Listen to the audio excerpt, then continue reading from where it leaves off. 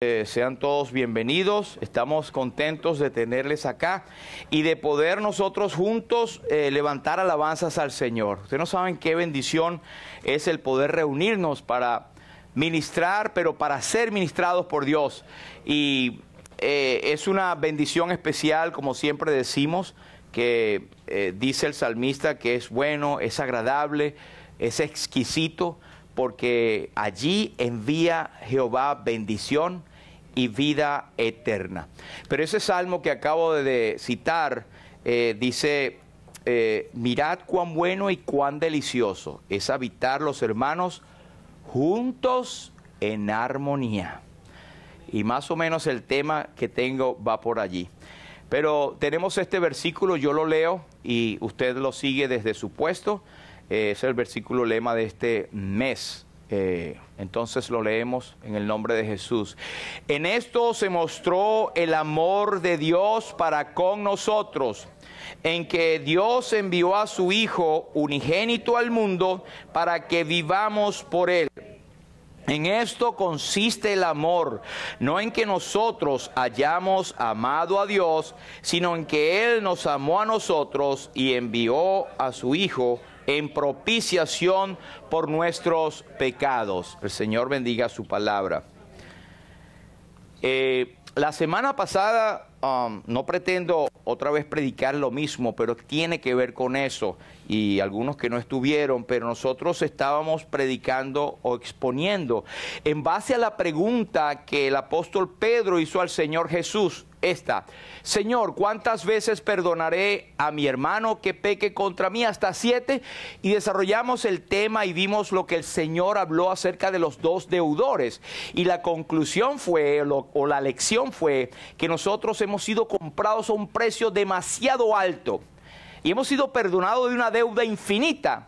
Y nuestro propósito en esta vida, aparte de imitar a Cristo, que es lo principal, es perdonarnos unos a otros. Así que hablábamos de este versículo en Colosenses y en Efesios, cuando dice, perdónense unos a otros, tal como Dios los ha perdonado a ustedes por Cristo Jesús.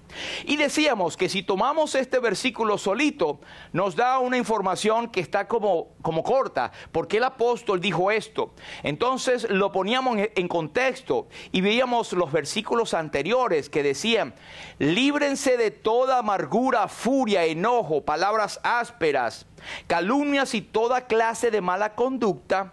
Por el contrario, sean amables unos con otros, sean de buen corazón. Entonces venía ese versículo, y perdónense unos a otros tal como Dios los ha perdonado a ustedes por medio de Cristo.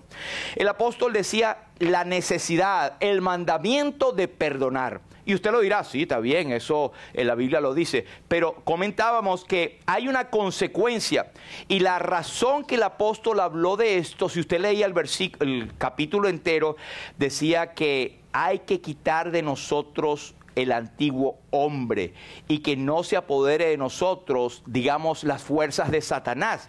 Y lo contrario a cuando usted no perdona o no lo perdonan a usted, es que hay amargura, hay furia, hay enojo, hay palabras ásperas, calumnias y toda clase de mala conducta. No quiero predicar sobre lo mismo, simplemente es un repaso porque tiene que ver con el tema que estamos hablando.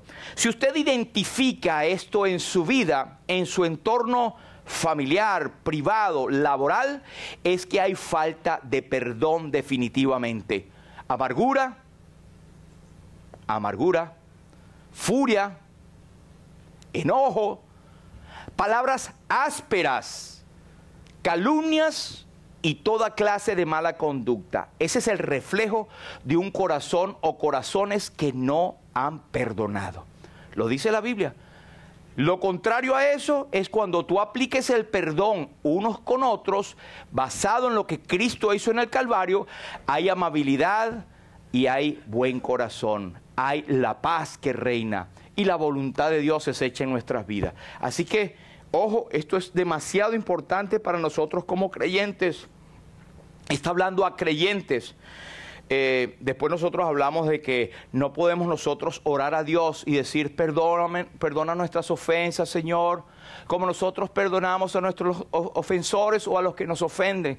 Sería una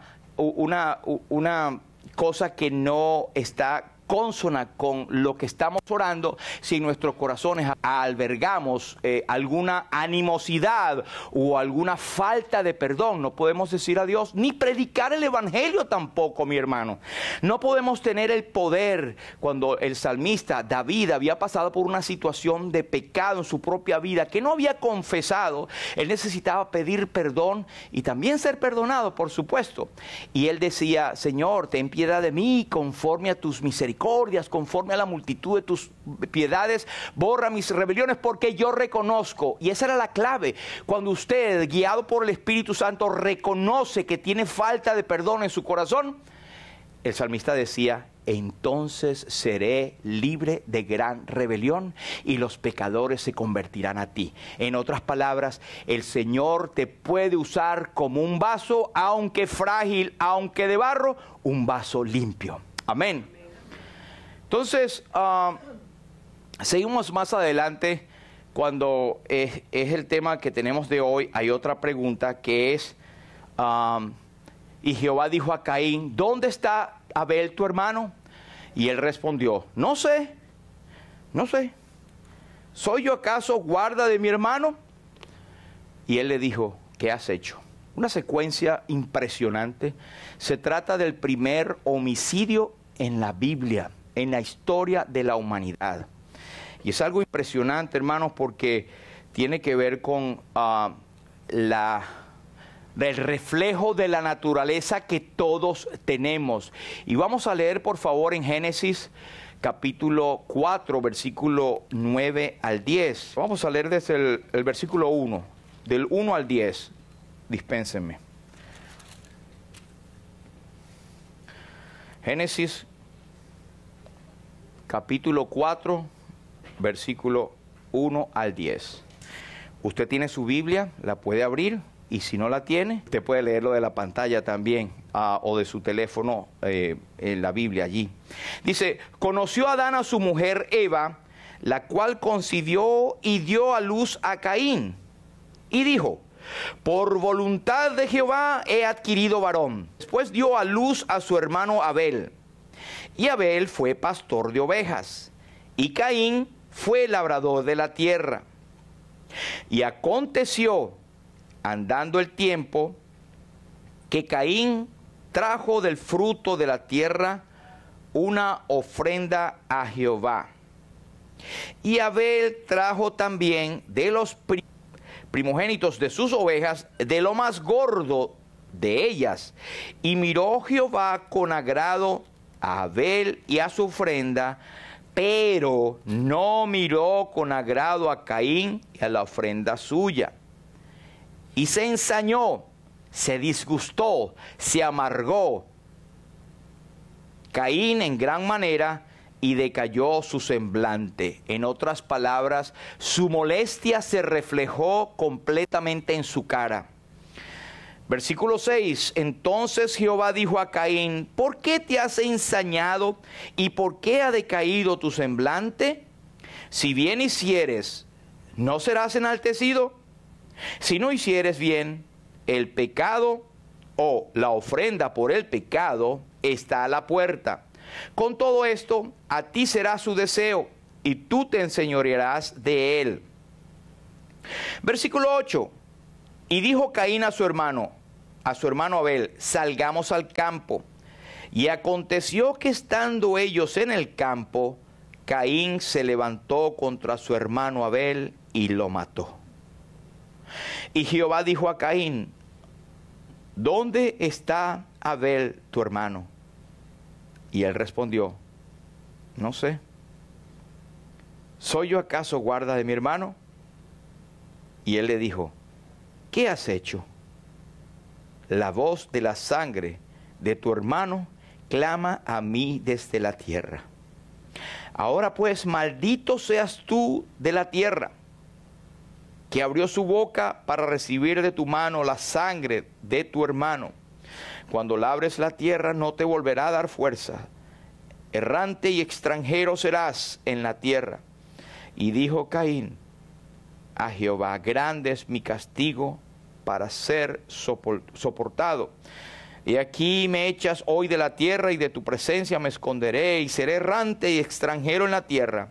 Y sucederá que cualquiera que me hallare me matará. Y respondió Jehová, ciertamente cualquiera que matare a Caín 7 veces será castigado. Entonces Jehová puso señal en Caín para que no lo matase cualquiera que lo hallara. En otras palabras, va a preservar su vida para que sufra la consecuencia de su pecado. Señor, bendiga su palabra. Mire, hay una cuestión que traspasa la historia de la humanidad, una pregunta que está de generación en generación y hoy en día todavía permanece. Y la pregunta es, ¿dónde está Abel, tu hermano? ¿De dónde brota tanta violencia? ¿Por qué el hombre se ensaña contra el hombre? ¿Por qué hay muertes? ¿Por qué hay homicidios? ¿Por qué hay tantas divisiones, tantos divorcios, tantos niños abandonados, tanta gente que se duele porque mataron al padre de familia, digamos, tanto acoso físico, tanto daño psicológico, tanto daño verbal, como que no existe una pizca de amor para el uno con el otro? Hay un decir latino que dice homo homini lupus, es decir, el hombre es un lobo para el hombre. Así nos hemos convertido. Y usted ya lo toma como que existe normalmente, es regular, ven en la prensa tantos crímenes y tantas violencias. Nada más en los Estados Unidos hay anualmente más de 25,000 personas que mueren en forma violenta, sin meter a los accidentes de tránsito. 50 a 65 personas están muriendo diariamente. Eso es algo increíble. Mientras nosotros estamos acá, ¿verdad?, hablando, predicando, estamos ministrando, estamos alabando a Dios, hay personas que están muriendo, están siendo atacadas, están siendo violentadas. ¿Por qué existe eso? El hombre se pregunta, Señor, ¿por qué? Dímelo. El asunto está, antes de decir esto, me vino a la mente muchos lo conocen por supuesto, este es un poeta, un cantautor que en el año 80, él lanzó una canción que es un poema hermoso y de reflexión, que dice, este hombre es José Luis Perales, esta canción se titula Dime, y él decía, ¿por qué la gente no sonríe? ¿Por qué las armas en las manos? ¿Por qué los hombres malheridos? Dime. ¿Por qué las manos inactivas? ¿Por qué el mendigo en la calle? ¿Por qué las bombas radiactivas? Dime. ¿Por qué los niños maltratados? ¿Por qué los viejos olvidados? ¿Por qué los sueños prohibidos? Dime. Y el coro dice, dímelo Dios, quiero saberlo.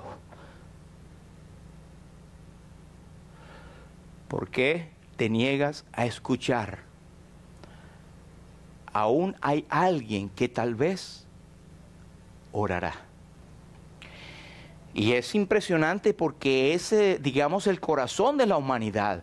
¿Por qué tantas guerras? ¿Por qué tanta angustia? ¿Por qué tanta violencia?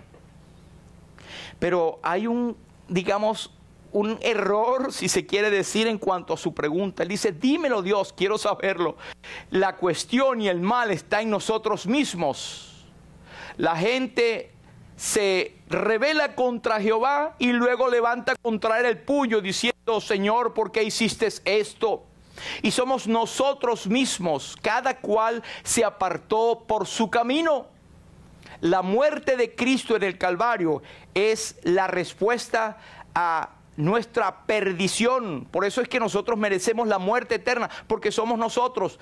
Dímelo Dios, quiero saberlo. Bueno, vete por favor al Génesis capítulo 4 o al capítulo 1, capítulo 2, donde dice que el hombre escogió la desobediencia.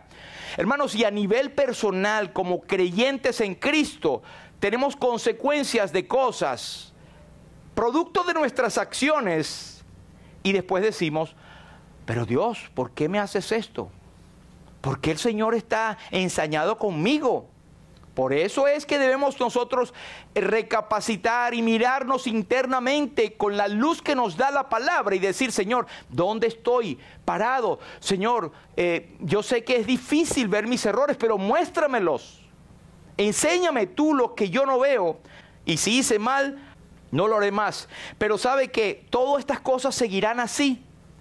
Mientras siga esta grosera e inconsciente respuesta, no sé, ¿soy yo acaso guarda de mi hermano?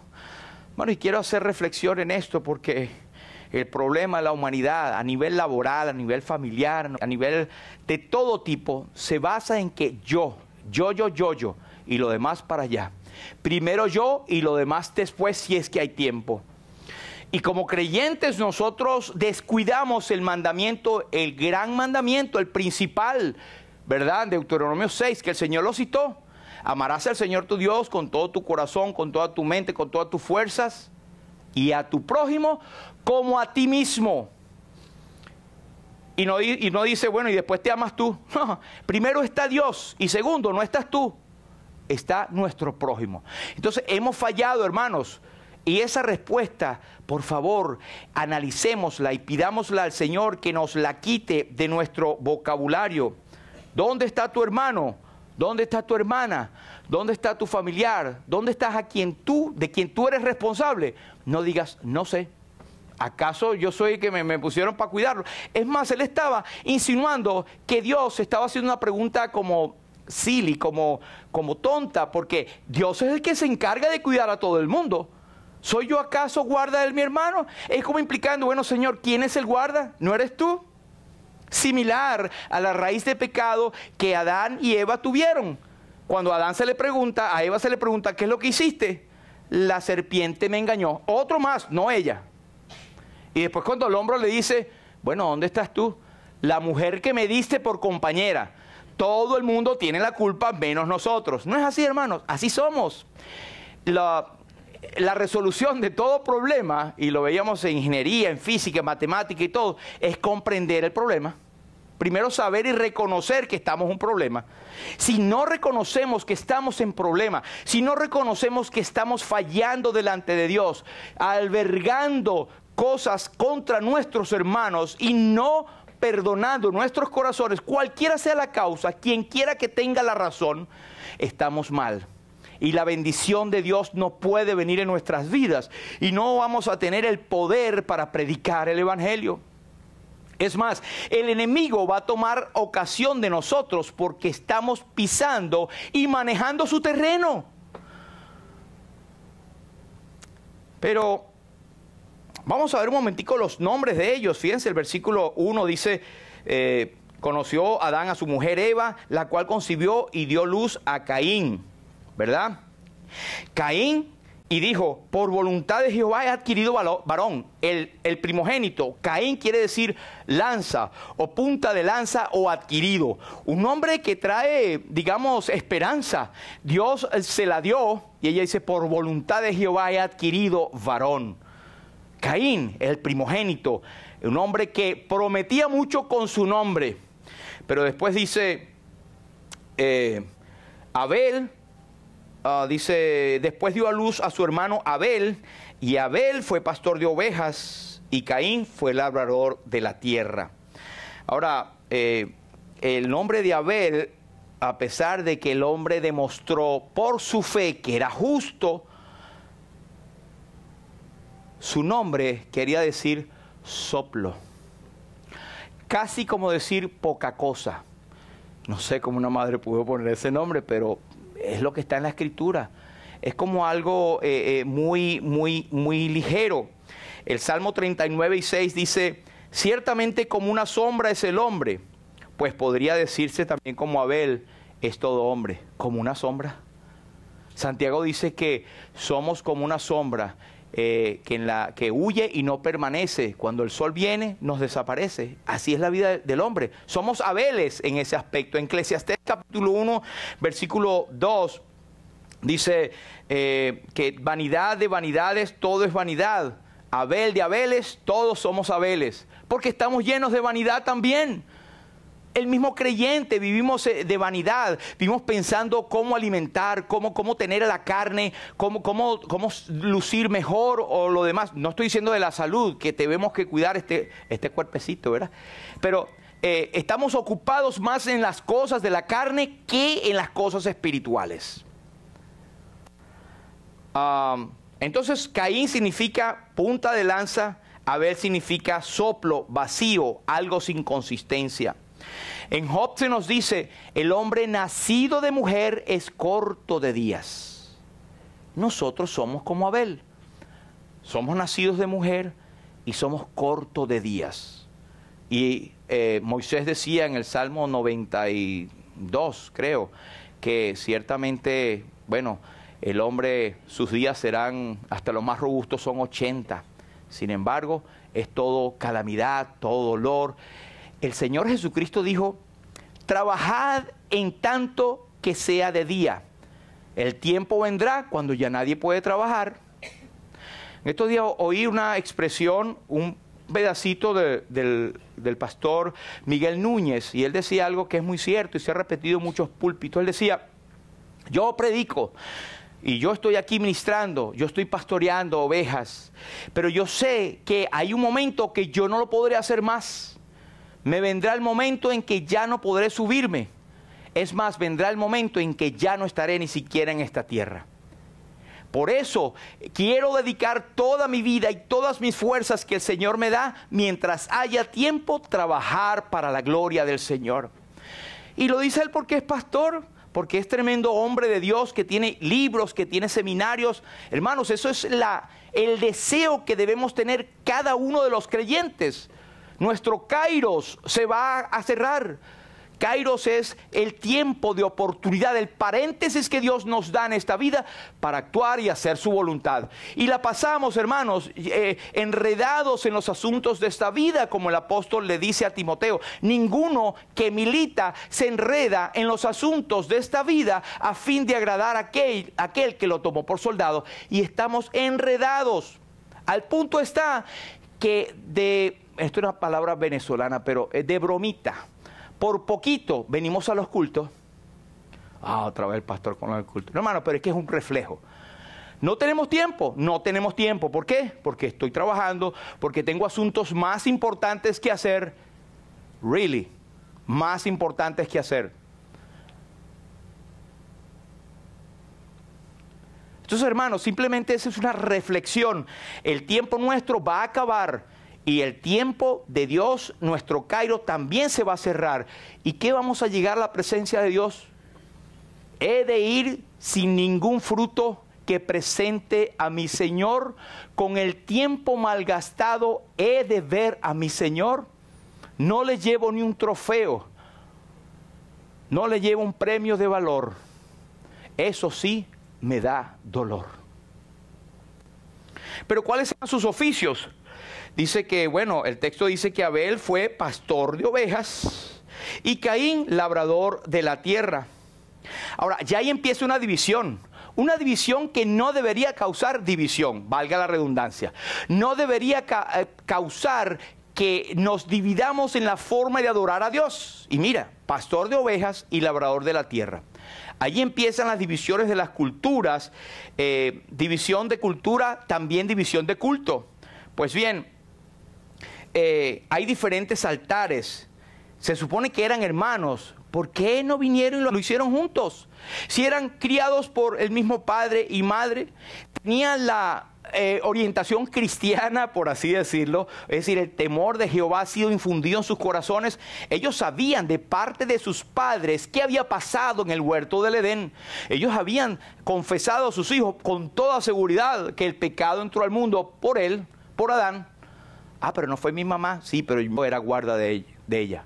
Y yo fallé en guardarla. ¿Sí me ven el punto? Ellos estaban bien claritos. Entonces tenían que presentar una ofrenda al Señor porque Dios se lo sembró en sus corazones, que debemos alabar y adorar a Dios. Pero aquí está el punto bien interesante. Sus oficios, cuando los hermanos desean alabar a Dios por separados, no están dispuestos a hacerlo juntos, hay algo malo.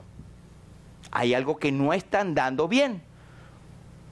Mismo padre, misma madre, tienen la misma enseñanza bíblica, a menos que estén en otros países. Ellos vivían en la misma comunidad con papá y mamá y muchos otros hijos. Porque recuerde, cuando dice, y aconteció andando el tiempo, no sabemos la cantidad de tiempo que había pasado, pero Adán y Eva habían tenido muchos hijos e hijas también. El asunto está que cuando vino ese tiempo, trajeron el fruto de la tierra, una ofrenda a Jehová, que fue la de Caín, y Abel trajo también de lo más gordos, de los primogénitos, de lo que tenía. Dice la Biblia que miró Jehová con agrado a Abel y a su ofrenda, pero no miró con agrado a Caín y a la ofrenda suya. ¿Qué clase de discriminación es esta?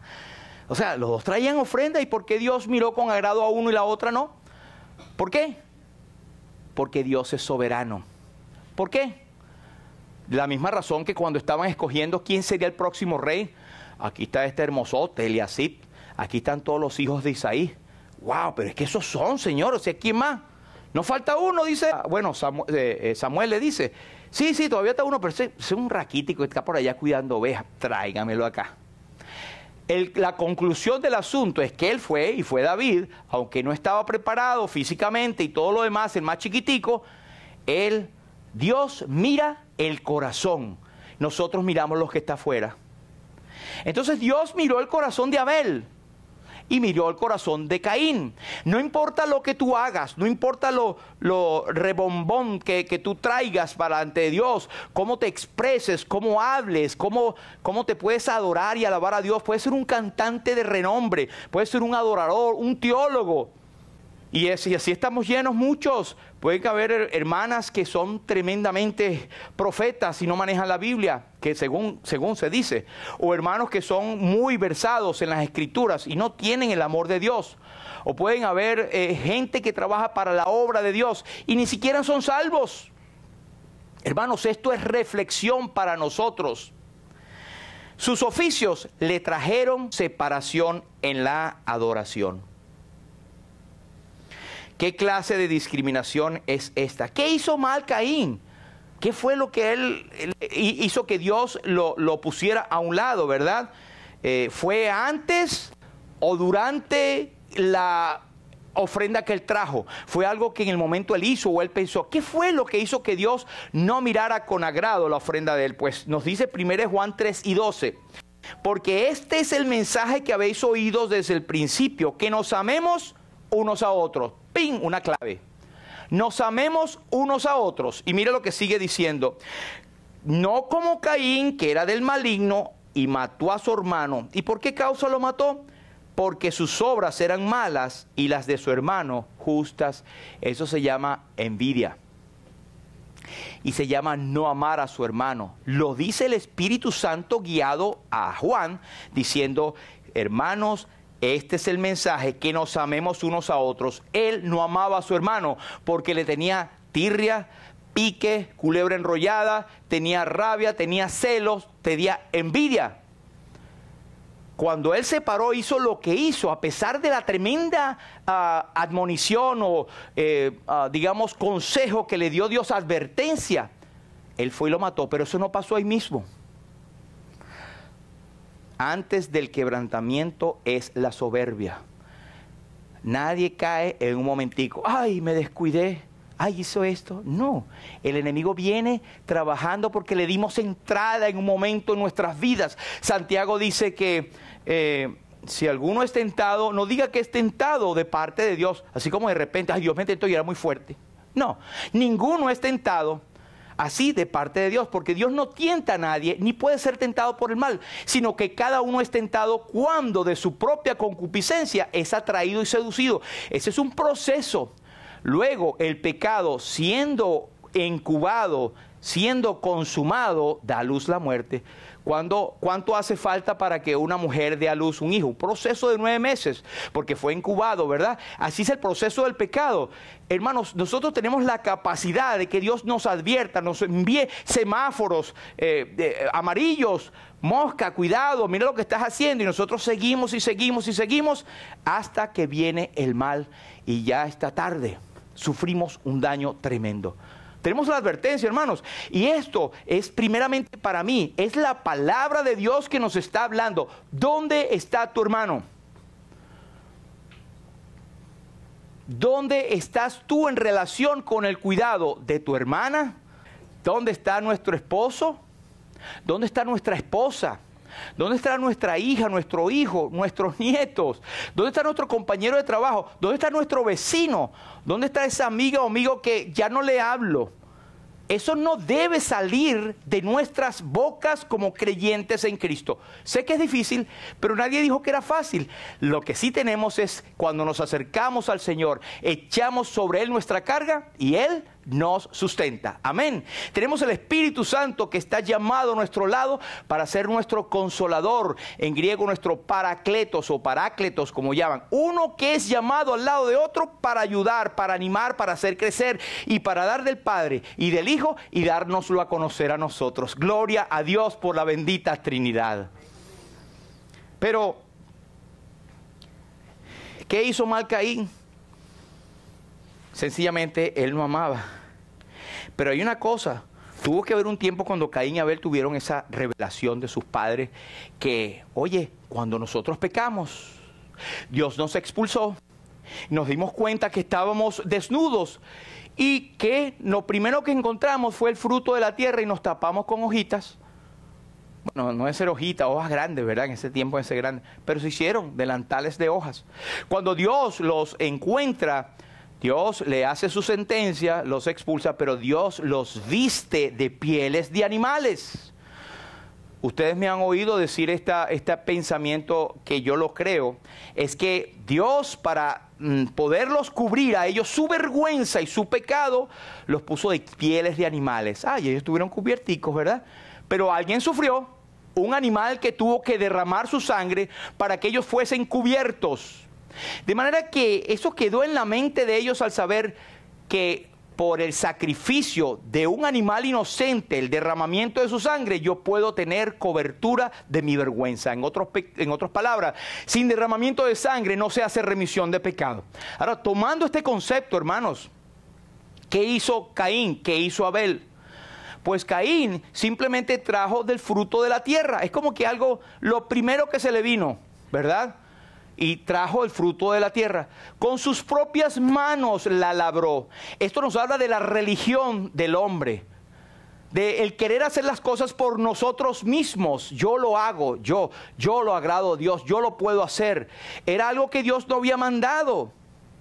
Pero ¿qué hizo Abel? Abel agarró de lo más gordo de su ganado ya preparado, lo escogió y lo trajo a Dios en sacrificio.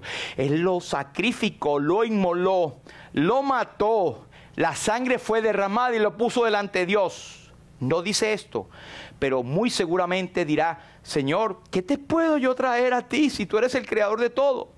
Yo sé que yo merezco morir porque mis padres me lo enseñaron, soy pecador. Pero aquí está este cordero en ofrenda de mi vida. Él muere en mi lugar. Wow. Esa fue la predicación del Evangelio en el corazón. Dios dice la palabra que Él vio con agrado. Y nos dice más, nos dice Hebreos 11:4. Por la fe Abel ofreció a Dios más excelente sacrificio que Caín, por lo cual alcanzó testimonio de que era justo, dando Dios testimonio de sus ofrendas, y muerto aún habla por ella. Él ofreció a Dios más excelente sacrificio que Caín, y él alcanzó testimonio de que era justo, dando testimonio Dios de sus ofrendas. Era justo, no que era justo y porque sencillamente era justo porque no hay bueno ni aun uno, sino que él sabía que era injusto y que alguien tenía que morir por él. Y ese reconocimiento de tu impotencia, de tu pecado, trae la justicia de Jesús sobre tu vida. Porque recuerden, el Evangelio ya estaba aquí, solo que Cristo no había venido. Ya la obra estaba, ya las figuras estaban allí planteadas. Nosotros como creyentes ya tenemos la historia ya detrás de nosotros. Ellos lo tenían en el futuro y tuvieron fe. Nosotros tenemos fe y somos salvos por el mismo mensaje. ¿Qué estamos haciendo con nuestros hermanos? ¿Y cómo nos estamos acercando a Dios? Si tú y yo nos acercamos a Dios con cosas en nuestros corazones y con deseos de... Usted no ha hecho a veces esta expresión que es muy, digamos, común y hasta se toma en juego. Ay, pero es que me provoca es matarlo. Y si lo dice en un lugar público, todo lo que dice puede ser usado en su contra. Hermanos, eso hay que tener cuidado, pero tengan cuidado porque a lo mejor no es verdad que lo queremos matar, pero hay un sentimiento de nosotros que nos hace brotar del corazón la expresión de la carne. Tengamos cuidado. Es mejor callar, encomendar la causa al Señor que juzga justamente. Eso lo hizo el Señor Jesucristo. Pero mira, Caín, por otro lado, él creía que, no, Caíncito, tremendo hombre, punta de lanza, adquirido varón. Yo tengo un nombre mejor que mi hermano, además soy el mayor, el primogénito. ¿Por qué Dios ahora tiene que verlo a él y yo subyugarme ante él? Él pensó que él podía acercarse a Dios con su propia religión, con sus propias manos, con su nombre y con su caché de abolengo. Dios no funciona así. Dios mira el corazón. No nos podemos acercar a Dios por nuestras propias, méritos. Yo soy mejor. Yo he ido, lamentablemente, hermanos y hermanas que han dicho que ellos tienen un favor especial de Dios, que ellos son muy buenos y por eso Dios los va a bendecir. Y son creyentes en Cristo. Hermanos, tú y yo estamos vivos y tenemos salvación por gracia. No de vosotros, pues es don de Dios, no por obras, para que nadie se gloríe. Pero otra cosa que tenía Caín, es que él se acercó con arrogancia. No, Dios, aquello es lo más grande de mi cosecha. Pues dice el salmista, algo que aplica directamente en el 138:6, David dice, porque Jehová es excelso y atiende al humilde, mas al altivo mira de lejos, al soberbio mira de lejos, al que viene con sus pompas creyendo que por sus méritos, sus conocimientos puede tener una gracia especial, pues está caído de la mata, está bien alejado de lo que la Biblia revela. Amén. Versículo 6 dice, entonces Jehová dijo a Caín, ¿por qué te has ensañado y por qué ha decaído tu semblante? Si bien hicieres, no serás enaltecido, y si no hicieres bien, el pecado está a la puerta. Con todo esto, a ti será su deseo y tú te enseñorearás de él. Difícil para explicar todo, pero Dios le advirtió. Hay momentos en nuestras vidas que Dios nos advierte de nuestro mal camino. Viene una señal por ahí, oye, un semáforo en amarillo, ¿qué querrá decir? Bueno, yo tengo unas cositas ahí, pero no creo que sea eso. Un hermano viene y te dice, sin saber nada, hermano, tal y tal cual cosa. Un hermano que oye, y es tu condición, wow, Señor, ¿cómo que me está hablando? Vas y lees la palabra buscando y hay una reprensión de la palabra hacia ti, o hay un pensamiento que el Espíritu Santo te dice. Luego vienes al culto y te hablan también y hay una palabra para ti. Cuidado si no ves ninguna de estas cosas, porque estamos más ciegos que cieguín. Debemos saber que Dios nos habla por las circunstancias, por personas que envía, que habla a través de ellos, por mismos ángeles. Hay hermanos que se han encontrado personas en un supermercado, tengo en mente uno específicamente, que les dijo algo, esa persona dijo en el punto de lo que estaba viviendo, y él se quedó, no puede ser. Cuando fue a aclarecer al hombre, se había desaparecido, no estaba en ningún lado. Yo creo que Dios aparece ángeles o busca personas y hace hablar a personas, ¿verdad? A través o sea, su palabra es puesta a través de personas, porque la Biblia nos dice, mira, cuando el apóstol Pablo, él soñó un varón macedonio que decía, pasa aquí y ayúdanos. El Espíritu nos indicaba claramente tal y cual cosa. No estoy diciendo de revelaciones sobrenaturales en tanto que nosotros tenemos la palabra de Dios, que es la palabra profética más segura. Pero hermanos, veamos las señales que Dios nos está dando. Dios les dijo, mira, ¿por qué te pusiste así triste?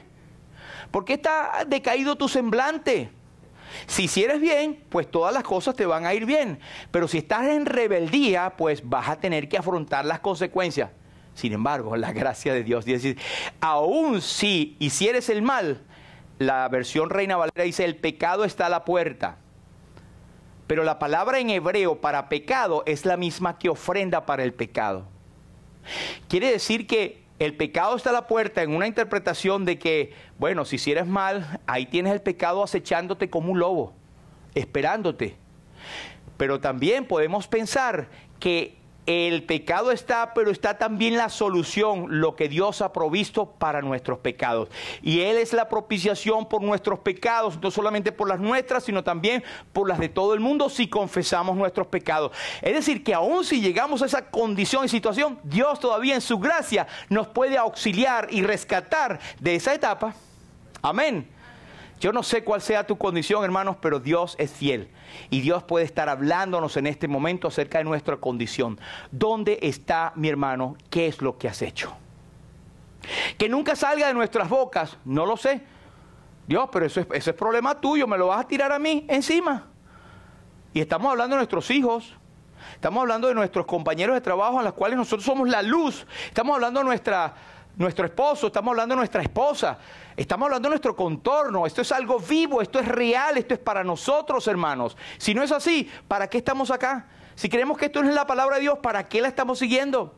Pero es la palabra de Dios viva y eficaz y más cortante que toda espada de dos filos. Sin embargo, Caín, el versículo 8, se deja caer. Salgamos al campo, le dice al pobre Abel. Y aconteció que estando ella en el campo, se levantó con su hermano y lo mató. Lo mató. Qué triste. Aquel muchacho inocente. Mi hermano me está invitando a ir al campo. Ay, ven, salgamos. Con engaño, salgamos al campo. Y allí se ensañó y lo mató. Con todo eso, Caín, Dios le demostró y le dijo que tenía oportunidades de gracia. Y no quiero entrar más allá para no saber cuál fue el fin de Caín al final. Pero él fue el primer homicida. Y si él demostró ese corazón rebelde hasta el final, seguro que está en las tinieblas de afuera esperando el juicio final donde será lanzado el lago que arde con fuego y azufre, que es la muerte segunda. ¿Y Abel dónde está? Está en la presencia del Señor. No porque él era buenito y todo lo demás, sino porque él reconoció su condición de pecado y sabía que Dios era el justo, el que justifica. Amén.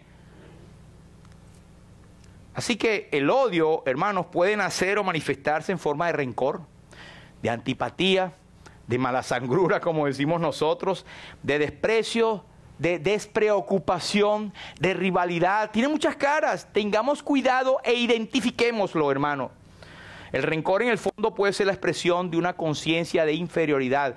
¿Y sabe qué? En los homicidios, los adulterios, los robos, ¿dónde nacen?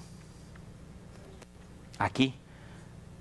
Así que hay un comentarista que dice: nosotros tenemos en nuestras vidas una cantidad de cadáveres por ahí acumulados.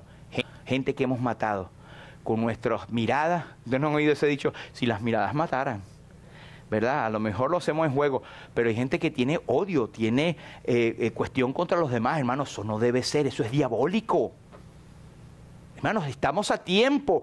Hoy es el tiempo aceptable, hoy es el día de salud. La versión antigua, pero el día de salvación, ¿verdad? Podemos ser salvos de este pecado que está a las puertas, ¿verdad? ¿Dónde está tu hermano? ¿Soy yo acaso guarda? ¿Qué es lo que has hecho? La voz de tu hermano. Hermanos, y para concluir, debemos saber, número uno, que la vida es efímera. Trabajemos mientras tenemos tiempo, mientras hay lugar, mientras dure la luz. Agarremos nuestra vida, la pongamos delante del Señor y redediquémosla al Señor. Estamos a tiempo. La noche está avanzada, la noche está aquí. Vistámonos las armas de la luz y dejemos las obras de las tinieblas. Lo dicen Romanos a creyentes en Cristo. ¿No sabes lo que será de mañana? ¿Qué es nuestra vida? Una neblina que aparece por un poco de tiempo, después se desaparece. Yo no sé cuánto voy a estar aquí también, no sé cuándo se va a acabar mi Cairo, pero procuro y voy adelante olvidando lo que queda atrás y extendiéndome a lo que está adelante. Y si en algo he ofendido a alguien, lo digo en público, lo digo en privado. Perdóneme. No debí hacerlo, no debí decirlo, pero si algo individual, venga a mí, háganmelo saber, por favor. A lo mejor no soy consciente y le pediré al Señor que me lo diga. Pero empiece usted al llegar a su casa, o desde ahorita, Señor, quiero arreglar esto hoy mismo. No quiero sonar como en la escuela, pero eso nos habla de un compromiso. Yo quiero hacerlo y repetirlo aquí, pero usted lo repite también. Cierra sus ojos y diga esto: Señor, quiero servirte.